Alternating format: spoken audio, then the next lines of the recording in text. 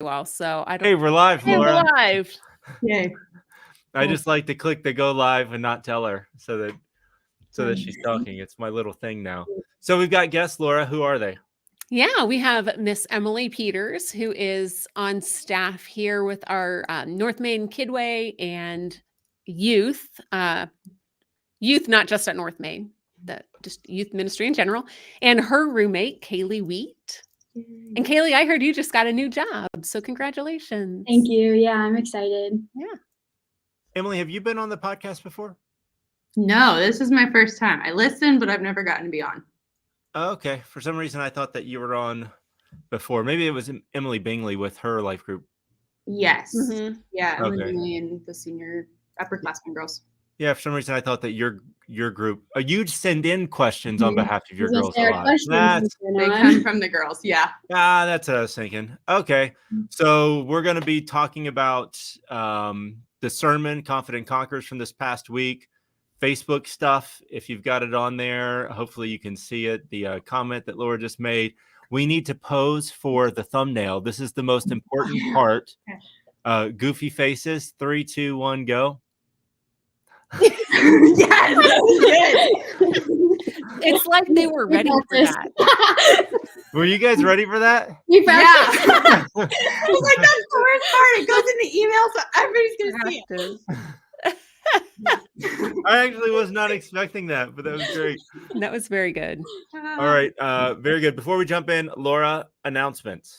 Yeah, so we've got this thing called Vacation Bible School coming up next week. So if you have not signed up to volunteer, please do that. It's a fun time, crazy week, but lots of fun. Great way to get to know people, connect with people. That's Monday through Thursday. And then on Friday, we have our annual volunteer extravaganza. And this is a way just to say thank you to anybody who volunteers at the church in whatever ministry you volunteer. The extravaganza is just a fun time for families to get together. There's usually bounce houses, there's food, all sorts of stuff. I do think there's an RSVP for that. If you need to RSVP, I'm going to say call the church office because I don't have a link right handy here on how to have people RSVP. So call the church office, we can get you RSVP'd. Maybe as they're asking me a question, you could search for that. Also, Laura, did you say the time on Friday? I did not. I'm asking for a friend, not for me, totally for somebody else. Do you know the time? I do not. I want to say 6 o'clock, but I do not. Emily Peters, do you know? I feel like it's 6 o'clock too, but it might be 6:30. I'll do some research on that. Okay, very good. Emily, I must say, impressed that you're thinking and awake because you just got back from where? From Budapest, Hungary. Yep, you were on for those who don't know, what were you doing? I was visiting some of our global partners there. We've been doing like a discipleship class, studying movements of discipleship in specifically urban settings. And so we've done that for about 2 months. And then this trip was kind of like the culmination of let's go put our skills into action, especially in a cross-cultural context where there are language barriers. And Budapest is very diverse, I learned. And so I met a lot of different people from a lot of different places. So it was cool to talk about how you can get to know someone at a casual level, but then transition to a more meaningful conversation, which ultimately leads to hopefully a spiritual conversation, which then can give you an opportunity to share the gospel and start to study the Bible, which is really cool.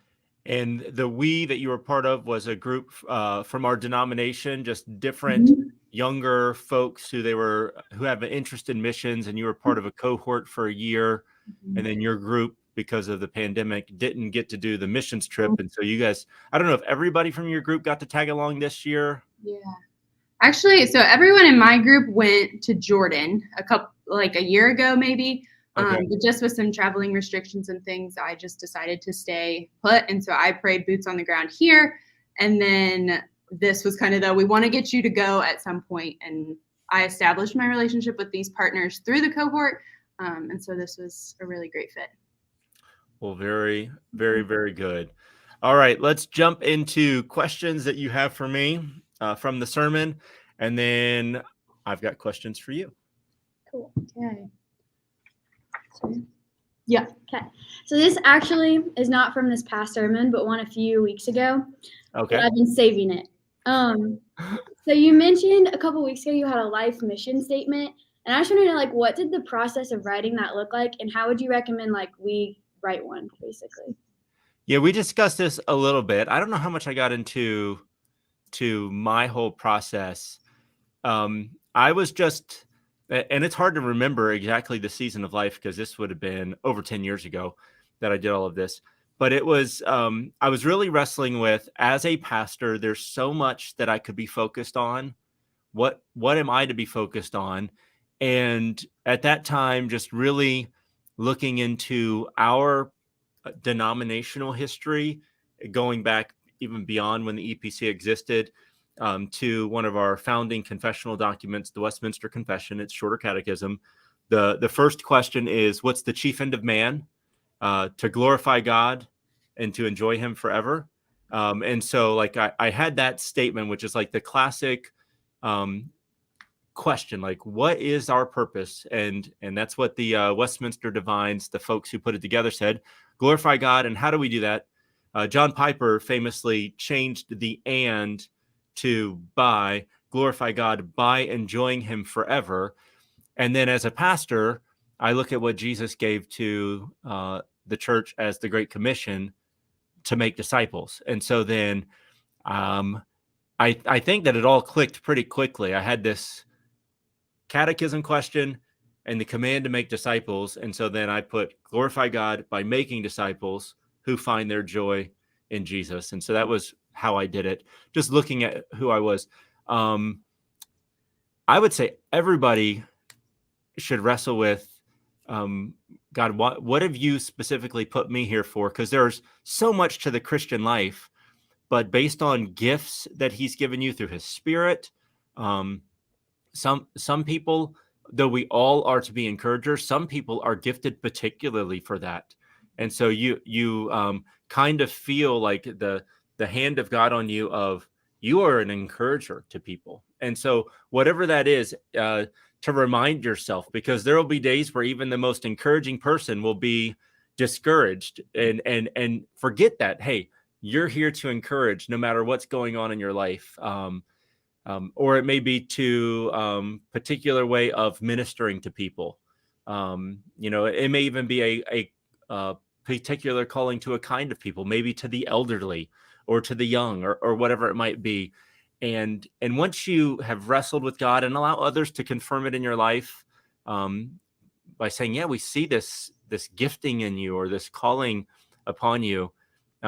I wrote it down so that I remember it, because I feel that my biggest detriment to doing what God's called me to do is that I forget what he's called me to do because I get caught up in other things.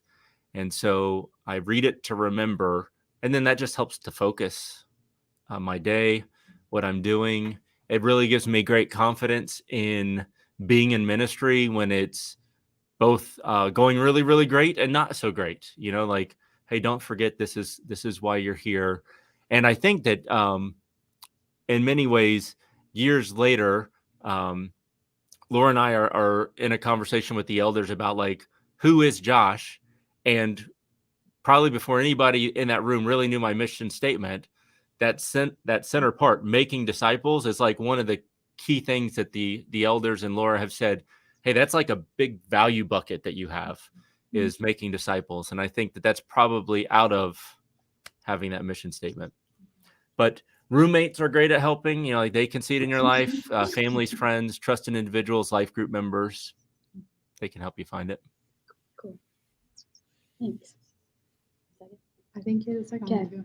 So this one also has a little bit of a lead up. So while I know it's not true because we've eaten chili together and stuff, I feel like I see you like Josh Hansen, head pastor, like put you on this little pedestal, whatever. But I just was curious, like, you talked about persecution a lot. What kinds of persecution do you face as a pastor? And then how do you confidently conquer that persecution? I don't know that I would say that I face persecution. I don't want to water down what our brothers and sisters in places that are being arrested and by using that same term. I would say that the areas that are automatically create friction with by what I do is if I'm around people who don't know what I do, as soon as like if they start, so what do you do? If I say I'm a pastor, it is more than throwing a wet blanket on the situation. Like it is like I've been in situations at different kind of dinner events and going around the room and it's like perfectly normal. Oh, you do this, you do this, you do this. I'm the pastor at Gateway Church and all the air is sucked out of the conversation. And so you just kind of get used to that. And honestly, I tried to go last when they ask that question so that they see my response to them so that hopefully it won't come across as any reason for them to think, oh, he was being judgmental or whatever as the pastor. So I get used to that.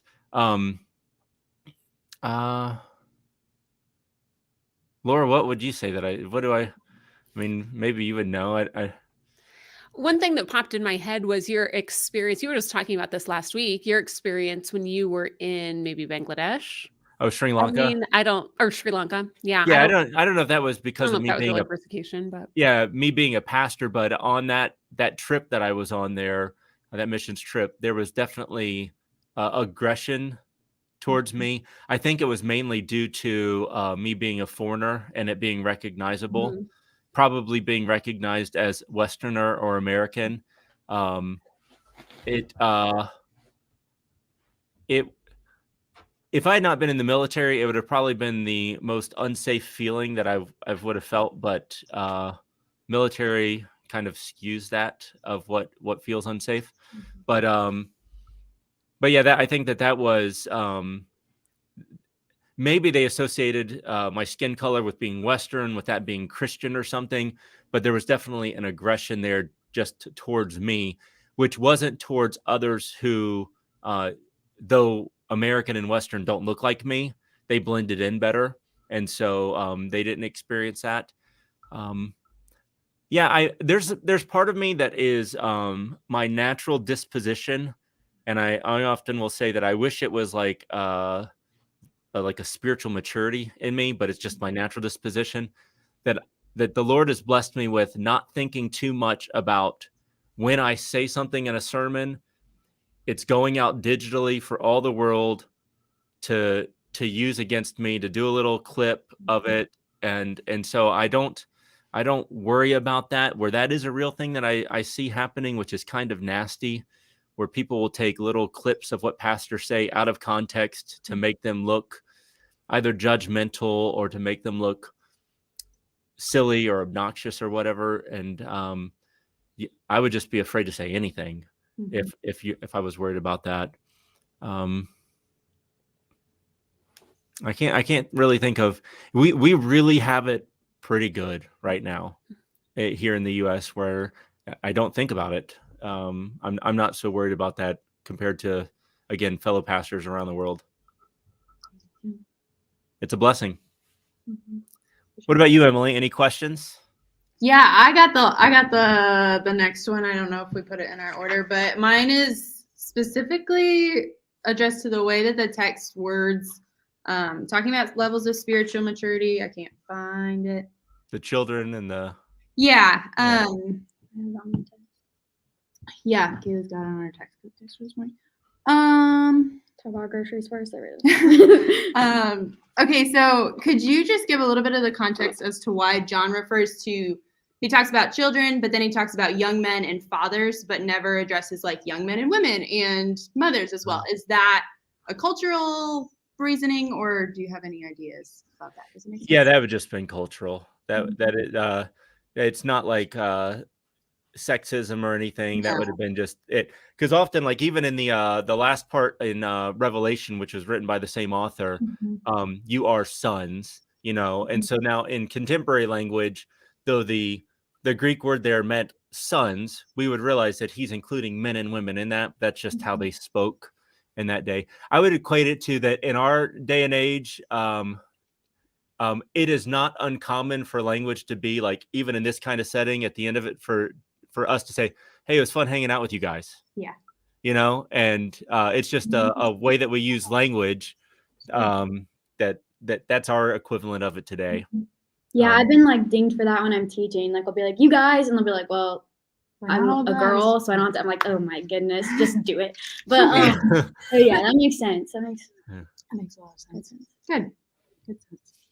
The second question I had was about the verse. I had to raise your manuscript because I couldn't listen to it in the airport because we were flying, and then it's not uploaded in the podcast form yet, and I couldn't get the live stream from YouTube. It was a whole thing. So in your manuscript, it talks about on page 8, the verse from Colossians 2, verse 15. It says, "He, God, disarmed the rulers and authorities and put them to open shame by triumphing over them in him," Jesus. And then you went on to say, Paul tells us that God has disarmed all of our spiritual enemies by triumphing over them through the life, death, and resurrection of Jesus Christ. So if God has disarmed our spiritual enemies, then why then do we still experience spiritual warfare? It is the illustration, and at some point it'll probably be too old, but it's still part of our American history. It's the difference between D-Day and V-Day in World War II. That really on D-Day, the victory was won, but it was not the same time. It was later on that victory was actually finalized and accomplished, but the enemy was destroyed, the enemy was defeated on D-Day. That's where it was accomplished. And so on the cross, our victory is guaranteed. It was secured. Once Christ returns, the end of all of the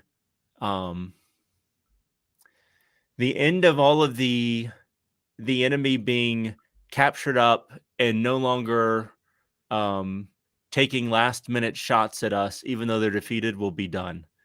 And so, it's kind of like in the book of Revelation, it talks about Satan being trapped for 1,000 years, or unable to influence the world for 1,000 years. And one of the debates in that theology is that the black and white thinking of either seeing Satan having no influence on the world during whatever you consider that 1,000 years, or what would the opposite mean? It would mean that Satan has unrestrained influence over the world. Mm-hmm. And it's like that's neither where we are. That Satan has influence on the world right now, but it is not restrained. He is on a leash. Mm-hmm. And then until that day comes when we see him thrown into the lake of fire for all eternity, that's when it will be no more. And so the victory was secured on the cross, but the final V-Day celebration, victory is done, is when Christ returns. And so we're in the in-between time of all of that being fulfilled. But yet it is, what I appreciate about John is speaking in it in present terms, because it is guaranteed. It's not we hope it's going to happen. Mm-hmm. Our enemy is defeated. God is outside of time. And so for him, it is done. It is finished. For us, it is finished. And yet we live in the promise of that while not seeing the full culmination of it. Mm-hmm. And so that's what I would say. But I feel like for most Christians, what I don't want us to ignore is that we have overcome. That that in the midst of that trial that you may go through, suffering, health issues, relationship issues, that we can easily feel so defeated that we're just stuck. And I just feel like, man, I need to stress more of there is nothing that can come against us that has to make us stuck. Mm-hmm. That there's something we're not believing in the gospel or trusting in Christ in that moment when we're stuck. And if we believe more, remember better the promises, there is nothing in this world that will make us stuck, make us ineffective. That's the power that has been promised to us, that lives in us. And the end of in Paul's letters to Timothy, he also talks about in the end times that there is a religion that becomes popular but lacks the power. And I just want to make sure that that's not the Christianity that I'm proclaiming, that it's power. There's power in it. That's good. Man, chills. Chill. Good Not stuff. just because my hands are clammy. All right. Here we go. This is the long one. Hold a second. For everybody who knows this, hold a sec, Kaylee. I got to pause for a second and tell a little story. There was a Young Life chili cook-off dinner. Correct? Yeah. And at this dinner, my wife was sitting at the table, and Emily happened to be sitting next to us. And you were sitting there, right, Kaylee? Yeah. And then you left. Yeah. I can't remember because you said you were sitting with the bigwigs or something. Bigwigs, yeah. Felt uncomfortable. And then wherever you went, I don't know who asked the question, but somebody asked if Emily Peters was my daughter. Right. And I believe you were part of that question, right? Yeah. So it was a guy who joined our life group, and he said something about, like, I can't remember the exact question, but it was like, well, isn't Emily sitting with her dad? And we were like, no, that's Josh. He's like the pastor you've been watching for weeks. And he was like, yeah, but that's like her dad. And I was like, no. Okay. So this is good. I'm glad that I asked this so you were trying to clarify the situation. I wasn't sure if you were just trying to go along with it because you thought it was funny. That's good. No. Okay. Yeah. All right. And I think we did the math. And Emily, was I old enough to be your dad or not? Josh, you tell me every time that we talk about how old I am, you always say, wow, I'm old enough to be your dad. Okay. So, I am old. Yeah, enough. you're old Well, enough that's to be funny my dad. Don't when forget he that. said the V-E-V-D, V-Day. I was like V-Day. racking in my brain. I was like, V-Day. okay, I've heard this. What was happening on those days? Oh Very boy. good. Sorry I sidetracked you. Go ahead, Kaylee. No. That's okay. So it's a long one. You mentioned that as a parent, it's your job to lead your child into adulthood. So I grew up in the church, and I would say that, like, I started at the 50-yard line, like you mentioned. But then leaving home, like, especially for school, was hard. I felt like I was alone and struggled through, like, a few bumpy years.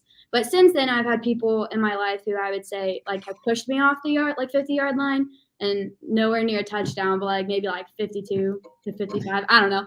But my questions are, what does the child to adult process look like for the child and the parent? How can we encourage people who have heard truth but are riding on their parents' coattails? And what are next steps for someone who wants to grow? A great question. And so I'll just keep this spiritual. So parents, and we talk about this a lot, Gateway partners with parents, that parents have the primary responsibility to train up their children in the instruction of the Lord, to disciple them, that if any parent or grandparent or guardian is banking on an hour on Sunday for their kid to be all the discipleship that their child needs when they have another 150 plus hours out there being discipled by the world, that is not going to cut it. And so we've talked a lot about on this podcast of different things that I've done with my kids growing up, Bible reading plans, books that we've read together, catechisms to train them up in the discipline and instruction of the Lord. That changes with seasons of life. Kids that are little versus kids that are teenagers, it will change, but that you need to prepare them for that as parents. And then at some point, the children have to start owning their faith. That, just like I mentioned with the Christian that's an infant, that they won't read their Bible unless someone tells them to. They won't serve unless someone tells them to.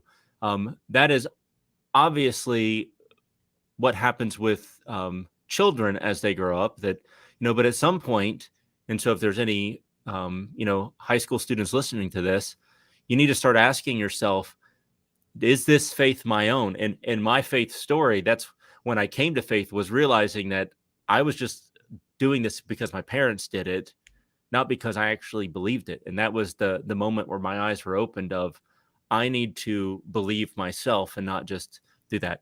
Now, once you're on your own and no longer come to church because your parents are bringing you to church, and so there's the decision that you're making. Like, most kids don't have a decision. Mom and dad say you're going to church, you're going to church. But now the decision is yours. How to grow. The way that we help folks grow here at Gateway, our discipleship process: worship, connect, serve, and go. And so it begins by worshiping regularly.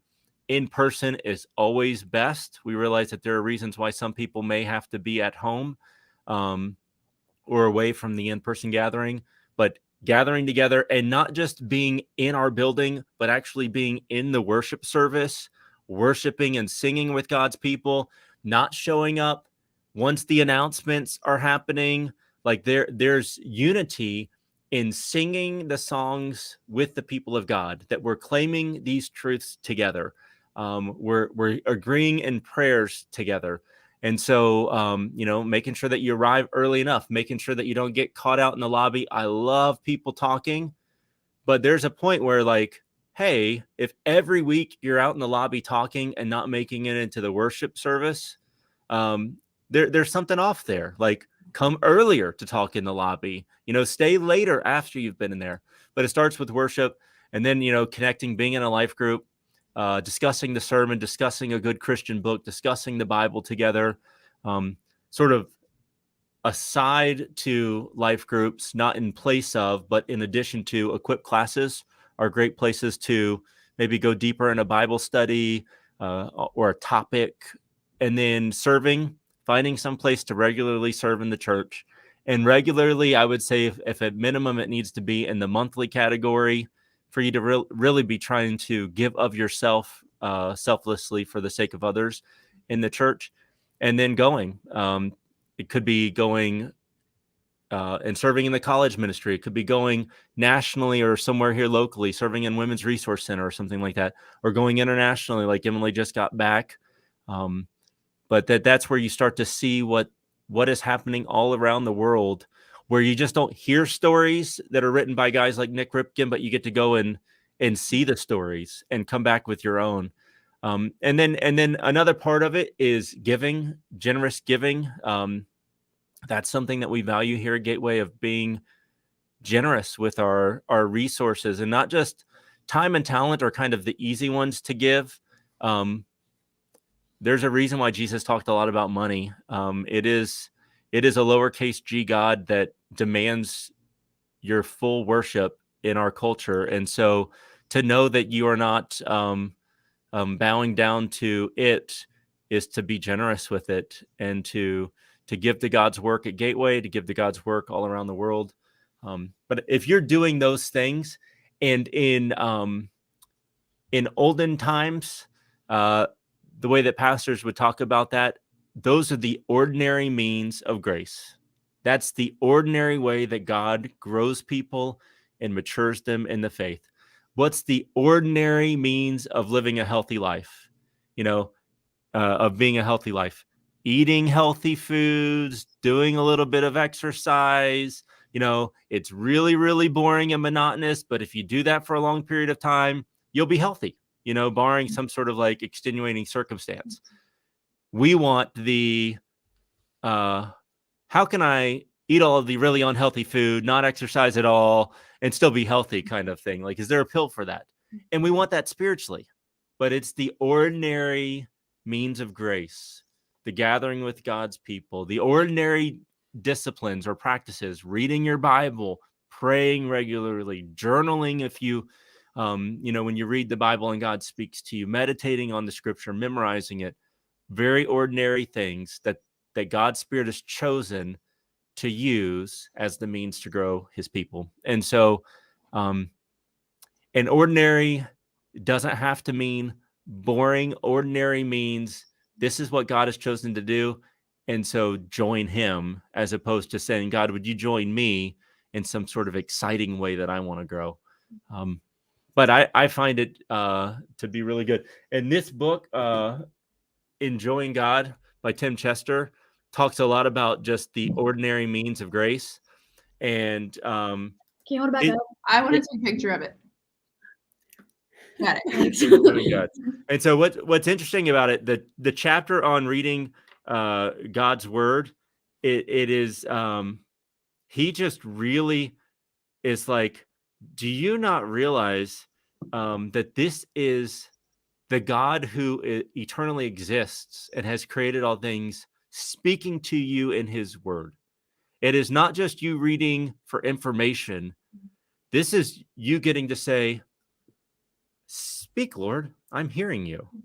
Like, I'm reading from you. And just the way that he writes is so encouraging. To in every word of scripture, we can enjoy the Spirit's voice, like approaching every page of God's word with the excitement that I'm going to get to hear from God.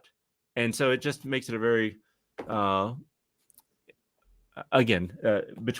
between relationships with one another, worship, and all that stuff, he just goes through these ordinary means of grace.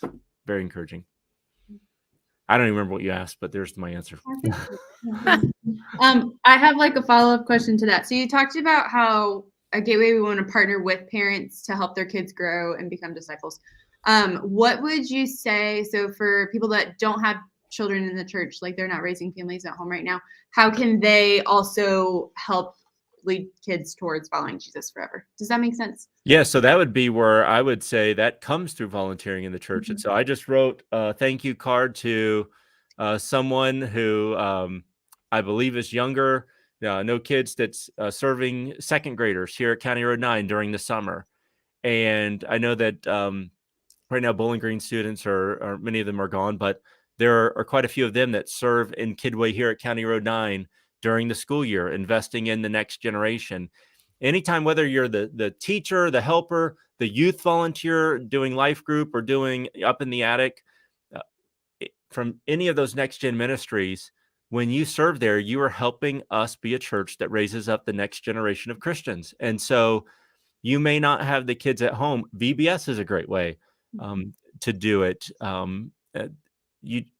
Those are all the kinds of ways to help raise up and disciple a kid. Into college ministry, the mentoring program that we do with UF, that's a great way for someone to say, hey, I'm going to invest in the next generation as well. Laura, I don't know, you've overseen children's ministry, you've done mentoring, maybe you've got ideas. Yeah, one different thing than what you haven't already said. I'm not great at this, but I'd like to be better at it, is within my life group, there are a lot of, now this doesn't necessarily work if you're in a life group that's all people just like you, but I am not in a life group with all people just like me. And so there are a lot of younger kids represented in our life group, the kids of the people in my group. So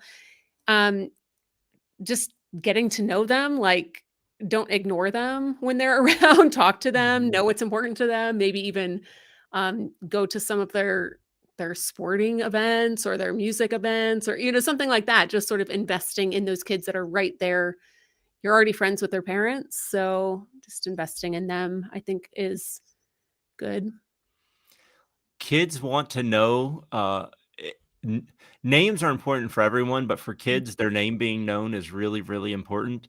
And so that's something that any of us can do. You want to make sure that you know their parents so that you're not seeming like you're a little creepy, but like knowing kids' names, bending down to be closer to their level when you say, hey there, it's so good to see you here this week. If you're greeting, a greeter at one of our doors, don't just greet the parents. Make sure that if you can, get to know the kids' names and welcome them. I think over here at County Road 9, Randy McDonald is the candy man over here with his bag full of, I hope that he has stock in suckers and candies because he's given so much away, but all the kids know Mr. Randy, and so that's a way for him to build a relationship with hundreds of kids over here, just through being that individual who is the guy that all the parents are eager for their kids to go up and say hi to, because he's just built a relationship with him. Thank you. Cool. You girls have any other questions? Not at Not this right now, point in but time. maybe at Okay. 9 o'clock we'll send in a bunch Some, of like, what's our record? 13 I think- questions at yeah. a time. So here are my questions for you all. Here's my icebreaker that I think, Emily, I'm interested in knowing how difficult it will be to have one thing, or it's possible that there is one thing that you feel so strongly about that it will just come right out. All right. So what's something that people do in traffic that really bothers you? I'm Everything. curious about I like it when it's just me on the road. Just being on the road bothers you, Kaylee. No, if it's just me, no. But I other feel like people other being on people the road. being on the road makes me mad. I got them about that. I'm curious because Laura said she thinks that our answer is going to be very similar, but I think I've got a few. I don't know. The biggest one for me is when I'm in the left lane on the highway and there's like, I'm leaving enough space in case something happens that I can stop and slow down. And then someone just comes on in, like I'm making space for them. That drives me. And then I'm like, oh, I'll be patient. I get really annoyed when people don't use their turn signals. That bothers me. Like, especially when we're like on a road and there are multiple places to turn, and so I don't know if they're turning and I'm trying to make a move too. Like, that stresses me out. Or like on the highway when people just weave in and out and they don't signal when they're merging. So are you a dangerous driver that's just crossing the line, or are you intentionally crossing the line? That bothers me. What about you, Laura? Yes to those. Emily, all I was saying was I figured we would both have quite a list. Oh yeah. Because we both tend to be able to see the things that are wrong in other people pretty well. That's all I was saying. So one that I experienced this morning is when people, if I'm really honest, when people go the speed limit, that kind of annoys me, but especially when they go below the speed limit, that really annoys me. So I experienced that while I was late to the dentist today. Yeah. I think mine is mainly just seeing somebody on their phone, like texting or something, because I just think, oh, come on, we're nowhere near as good at multitasking as we think that we are. Now, I will say that the one thing that never bothers me, that I actually enjoy seeing other drivers, if you are rocking out to a tune and like you were just singing, like, oh man, that makes my day. I love it. Especially at like stoplight, so they're really it's great. It's even better when their windows are up and you can't hear the music and they're just going like that. That's fun. Yeah. In the sermon, I mentioned, and it was already mentioned here a little bit by Kaylee, the comparison trap, the football field illustration. When's a time that you found yourself caught in sort of that spiritual comparison trap? That's a great question. I feel like all the time. It was really nice. I loved that analogy. Emily and I are actually going to Cuba, and so I had started planning my talk, and I was kind of talking about that comparison trap. But we're just talking to women, and so I thought it was really, really nice to hear like that men struggle with that too, because I kind of thought that was like a girl thing of like, I don't know why I thought that, but I don't know, like even just Emily coming back from Hungary was kind of hard because I was like, oh, I didn't go to Hungary, or I didn't go on mission, like I don't know. So I think and Emily working at the church, I feel like is another thing that I struggle with sometimes, because I'm like, oh, that's really cool that you got to have that conversation at lunch. Meanwhile, I was getting yelled at by an 11-year-old. So Yeah. I feel like comparison, like when I was reading through that this morning, like comparison is like an ongoing struggle for me in multiple aspects. So even being on staff at the church, it's, I'm one of the younger ones. And so looking at other experiences that people have that I'm not there yet, that is like an ongoing struggle. Or even like when I am going on mission, like there's always someone that I'm on the team and I'm like, I just do not speak that eloquently or behave that maturely all the time. Like some people just always have it together and I do not. And so especially like when we're serving or teaching, I really get in my head about that. And like, so thinking about going to Cuba, okay, I need to stand up and talk in front of this church of 40 to 50 women that I've never met and I don't know what they're going through, then I'll listen to someone else talk, and they do that really well, but I don't always. So that's a hard spot. Lord, do you want to share anything, or you want me to go on to my next one? I mean, I don't mind, but for time's sake, you can go on. I'll pipe in on one of the other ones. I, in the sermon, mentioned that God forgives us why he forgives us for his name's sake, as opposed to all the other many reasons. And that was not all the verses, but I backed it up with quite a few verses right in a row of trying to highlight that that's not a one-off theme, that is that's found throughout Scripture. So knowing that God forgives us for his namesake, how has that truth changed the way you live, changed your priorities? Maybe it's changing your priorities. Maybe that was a new idea. I don't know. How did that truth from the sermon, how is it impacting you? I think for me, it's just the reminder that my actions really matter.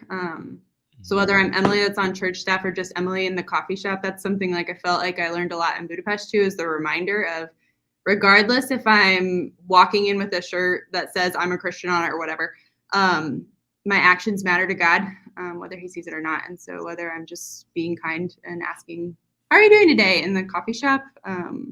Those are all actions that will reflect God. At least I hope. And so the way I carry myself and strike up conversations with strangers, or respond to the lady that cuts me off in traffic, like all of those things matter, and God sees that. And so that's kind of where I land, is everything I do should center around, am I living for Christ or not? Does that make sense? Yep. Can I say ditto? Yeah, that worked. I feel like at school especially, like, it's hard because I can't be like, Jesus loves you, and then like there'll be backlash for that depending on where you're at. I don't know. And we almost made the whole podcast without mentioning her, but Sarah Sickmiller will say like, you're not powerful enough to wreck God's plan. And so like, I can plant seeds and be joyful and try to love them well without them, blatantly making that connection of like, Miss Wheat goes to church, and so that's why she's, I don't know. Like, so I think it's nice to be reminded of like, it's God's mighty power that is going to save people. And so I can go and like rest assured that I've been forgiven for God, not for me to be perfect. So was there some sort of like bet how long you could go without saying Sarah Sickmiller's name? No, but I did tell Levi I would shout him out. So oh, then now's as good a time as any. Oh, God. 4230 is where you said it. Now, for people who don't know, Sarah and Jeremy's one of our elders, but long before he was even an elder, they've had a sort of a pocket of folks from Gateway who they've taken into their home and shepherded for a long time, and so that's where that relationship comes from, and they've just done a good job of loving on people, loving on you too. I ended the sermon by reading a bunch of promises to us directly from Jesus from the book of Revelation. How did those, or do those, or how does your confidence increase because of those promises? Laura, they're looking. You want to go first? Yeah, I'll go first. I re-looked it up, and I just jotted down a few that really were the most impactful for me. But the promise of a new name, I love that one. We've sort of joked about this a little bit. Josh, you and I have. I don't think I've ever mentioned on the podcast, but I will say, like, sweet used to be a word that people would use to describe me. I don't get described that way a lot anymore. The nature of my job, maybe sometimes people see a different side of me, I guess. I don't know. Other words are sometimes used. And it's hard to not carry those as my identity then and say, oh, I am a whatever words are. And so just that promise of like a new name. I don't have to be what other people label me as, but God has a new name for me. That my name will never be blotted out. Once we are God's, we're God's forever, and nothing will blot that out. And then, I mean, I think a lot of people cling to the promise of no more tears, no mourning, no crying, no pain. I love that. So it gives me great hope for the future. Ladies? I can go. Cool. I've actually never studied Revelation. I opened it one time, read some of it, and then like cried myself to sleep and like was panicked about it. So I like am looking forward to studying it at some point in the future, but I haven't yet. But I love the promise that Jesus is going to come back, and like we've already said, he's already won, but like he's going to come back in clean sweep win, like it's going to be done. Mm-hmm. And so it's hard for me to wrestle with the fact that like I'm a sinner, and that is just that. Like I sin even without trying, like even without knowing. And so it's hard, but it is nice to rest in the fact that like I know Jesus has already won, and that one day when I have to stand before God, Jesus is going to be standing on my side and backing me up. So those like promises of like what that's going to look like and knowing that he's going to be victorious are really, I think, like kind of life-giving. Laura, I like that you mentioned it already, but that Revelation 21, 4-7, so talking about how there will come a day where there will be no more tears, no more sadness, no more pain. I just really like that reminder that the pain that we experience here is temporary, whether that's from circumstances that we put ourselves in or ones that are given to us without choice. It won't be like that forever. And so that's a really comforting thing of we'll be welcomed into the family of God forever, and that is where we will stay, and there'll be no more sadness. So that's mine. Well, ladies, thank you so much for joining us. Great questions, great conversation. For anybody listening, make sure you send in questions that you have about the sermons, about anything regarding the Christian faith. We do sermon discussions. We do Q&A discussions as well. You can send them in via our website or app. And next week's episode is finally, we've been building up the anticipation, the very special kids questions episode.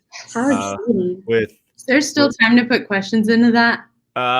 You can send them in. We can see. This is where it's more elementary age because of VBS coming up. And there is quite possibly the best question ever asked for Pastor Josh in this list of questions. And I think I know what it is. Who's offended because she sent in a lot of questions. Yeah.